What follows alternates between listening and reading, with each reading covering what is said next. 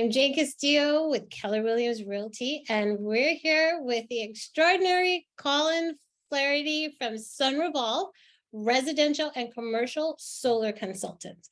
Collin, what are three things that we should know about having solar power in our homes? Thank you. Well, first off, thanks for bringing me on your platform today. I appreciate that. And three things that I want to go over briefly is that number one, solar is a financial product, first and foremost. Whether you're on the residential side or you're on the commercial side, one of the major things is that it's cheaper power than what you're paying for now.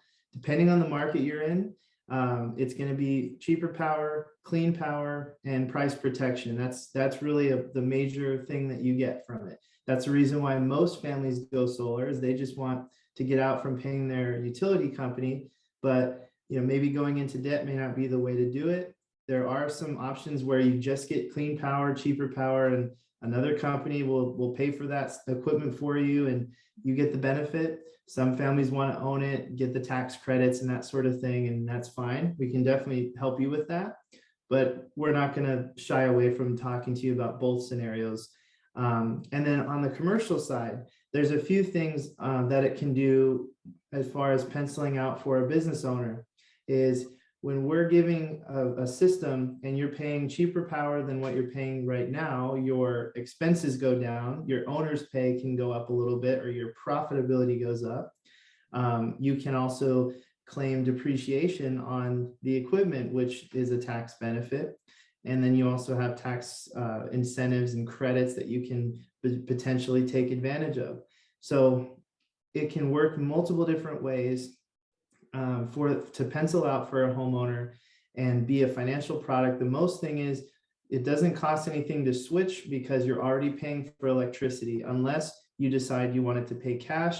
And then we would talk about a different financial product, because that is what's my return on investment, or where's my break even, or when am I going to return on this? Number two, there is benefit to adding more solar to an existing system. So on the real estate side, I know you probably see all these new build construction. Yes. They have solar included. Mm-hmm. Same with new commercial buildings. By law in California, at least, they have to include some amount of solar on that property to meet the building code if it's built after 2020. That was put into effect. They started the trend in 2018, but then by 2020 it became a thing. There are a lot of homes and so now it's becoming a thing of like, okay, depending on who that building company picks, you might end up in a solar lease, a solar power purchase agreement, or an option to own that system either through paying the mortgage or however they do it. Now that system may not be large enough for your family's need. Let's say, like, I have an example of a family who is also a real estate agent. He had 12 panels on the south side, and they ended up with about a $500 bill at the end of the year. The reason they ended up with that for the entire year through the power company was because they used all the solar power. They were getting credits, so we double checked. We looked each month, and for any excess power the system generated, they didn't consume, they were getting credited for. But because they went a little bit more in the summertime than what the solar could provide, now the utility company is charging them for extra power. And what they decided to do was build a system that was a bit larger to get rid of that, what they call like a true up bill. Because when you have enough solar, more than enough, typically 10 or 20 or 30% extra, then usually if everything goes good, you end up with a zero bill or maybe a small credit with the utility company. Because they're storing that power, and they call that process is net energy metering. And some utility companies have different net metering. Some companies have no net metering. So that's something you want to be able to talk to your professional to make sure that they understand the relationship with the utility company. But long story short, they added 14 more panels to their system so they could run their air conditioning more comfortably.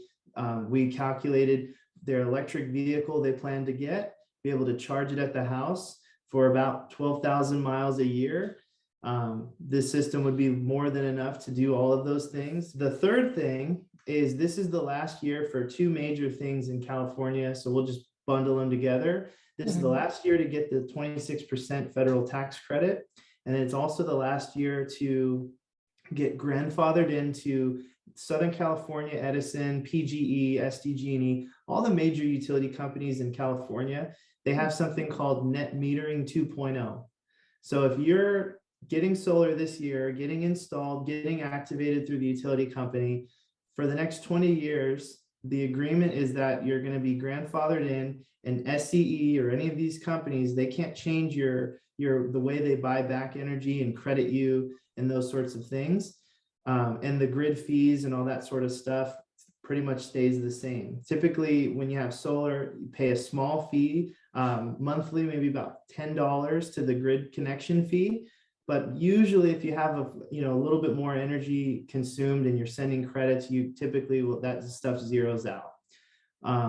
But if you wait too long, next year, what they're lobbying in DC, and the utility companies are pretty mad that they're getting a lot of their customers switching off of their grid and switching over to be able to power from solar, but they still want to use their grid. So they're like, well, you don't want to be our customer anymore, and you want to use our grid. So we're going to charge you more to be on our grid.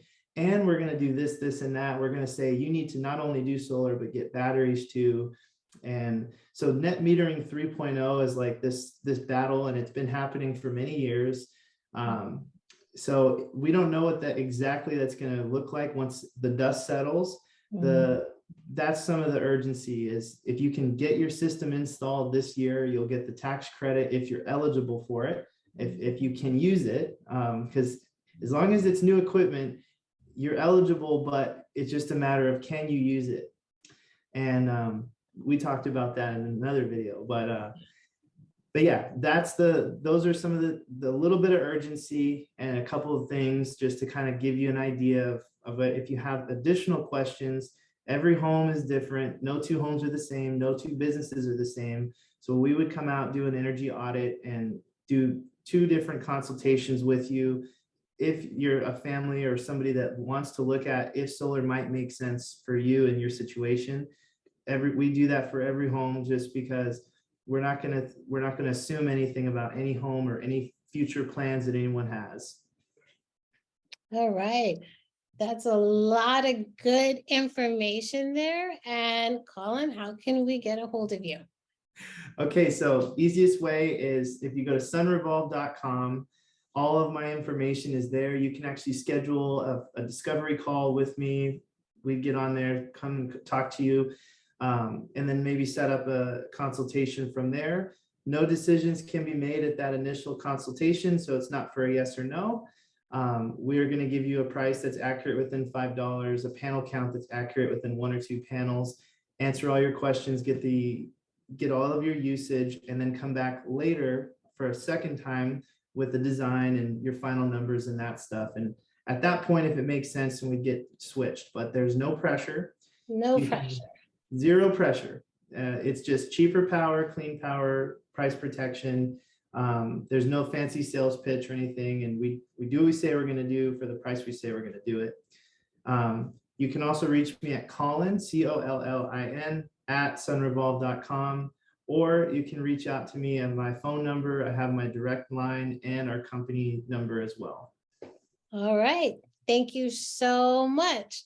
All right, everybody, have a great day.